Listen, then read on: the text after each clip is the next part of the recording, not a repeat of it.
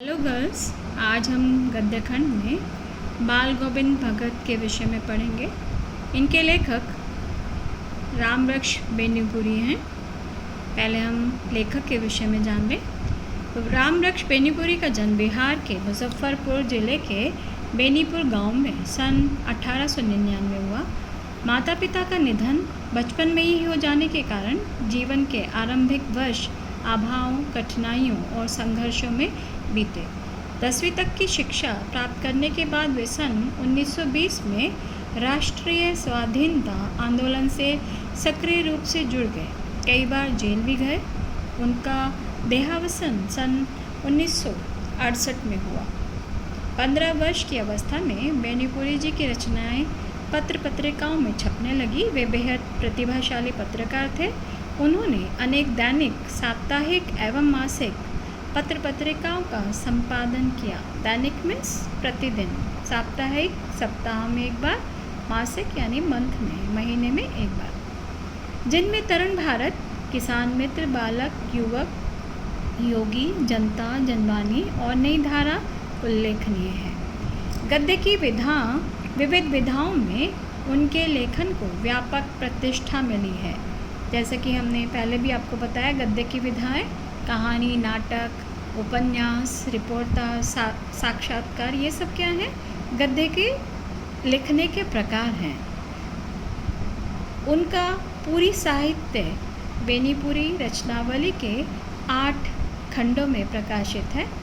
उनकी रचना यात्रा के महत्वपूर्ण पड़ाव हैं। पतितों के देश में ये उनका उपन्यास है।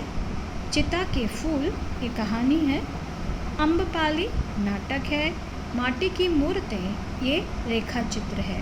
पैरों में पंख बांधकर यात्रा वृतांत है। जंजीरें और दीवारें ये क्या है? संस्मरण है। तो ये गद्य की विधाएं थी। उनकी रचनाओं में स्वाधीनता की चेतना, मनुष्यता की चिंता और इतिहास को युगानुरूप व्याख्या है। विशिष्ट शैलीकार होने के कारण उन्हें कलम का जादूगर भी कहा जाता है। किसको? रामवृक्ष बेनीपुरी को। आज हम बाल गोविंद भगत के विषय में पढ़ेंगे।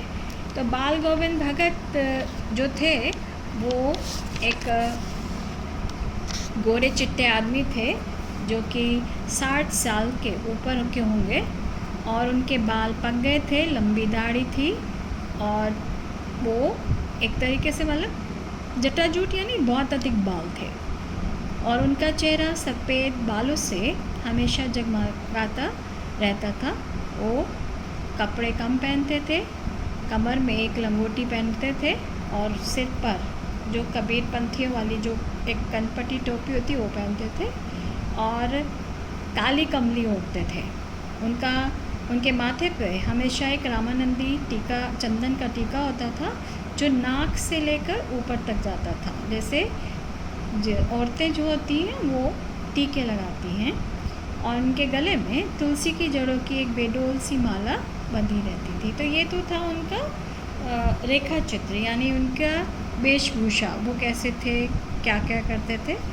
उनके घर में एक उनका बेटा था और एक उनकी पतोह कहते हैं पुत्र वधू, यानी उनके बेटे की वधू। और वो क्या करते थे? खेती बाड़ी करते थे और साफ़ सुथरा सा उनका मकान था। वो खेती करके अपने परिवार का पालन करते थे और वो साधु जैसा व्यवहार मतलब जीवन जीते थे। और जो उनके साहब थे वो कबीरदास जी थे। खेत में जो भी वो फसल पैदा करते थे सबसे पहले वो कबीर मठ पर ले जाकर चढ़ाते थे और जो भी प्रसाद में उनको वो मिलता था वो उसे अपने जीवन के निर्वाह के लिए ले लेते थे। उनके कुछ नियम थे। वो कहते थे कि दूसरे के खेत में शौच नहीं करना है और जो भी साहब चीज़ दे उसी के द्वारा वो अपने गृहस्थ जीवन को आगे बढ़ाना है, खेती करना है और जो भी प्रसाद स्वरूप उनको मिले वो उससे अपने परिवार का पालन करना है। और वो भगवान के भजन गाते थे और जब खेत में फसल बोई जाती थी तो वो गाना गाकर ही फसल में रोपनी करते थे। बाल गोविंद भगत जब अपने खेत में धान बोते थे तो उनका जो पूरा शरीर था वो मिट्टी में से मतलब सन जाता था, और जब वो रोपनी करते थे धान की तो उनकी एक एक उंगली ऐसे चलती थी और वो गीत गाते चलते थे। तो बरबसी जो उनके साथ काम करने वाले होते थे या रास्ते में जाने वाले लोग होते थे, वो सब उनके गीत को सुनते थे। और संगीत में वातावरण होने के कारण जो खेती का कार्य था वो बहुत जल्दी हो जाता था, जैसे संगीत का जादू सबके सिर पर चढ़ गया हो। तो ऐसे वो अपना खेती का कार्य करते थे। किसी भी महीने में, यहाँ पर हिंदी के महीने बताए गए हैं, वो आपको लर्न करने पड़ेंगे गर्ल्स। ज्येष्ठ, आषाढ़, ये वाले सब मंथ हैं तो आपको लर्न करने होंगे। तो यहाँ पर वो भरी ठंड में भी गंगा जी पर स्नान करने जाते थे, और 30 कोस की दूरी पर था उनके घर से, और उस रास्ते में वो कुछ भी नहीं खाते थे, सिर्फ पानी पीते थे।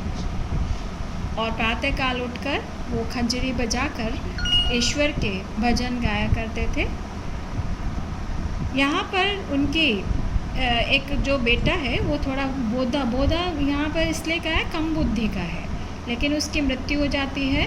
तो जब सब लोग उदास होते हैं, गमगीन होते हैं, तो वो अपनी पतोह यानी अपनी पुत्र वधू के पास जाकर कहते हैं कि आपको ये रोने का समय नहीं है, ये तो आत्मा और परमात्मा के मिलन का समय है।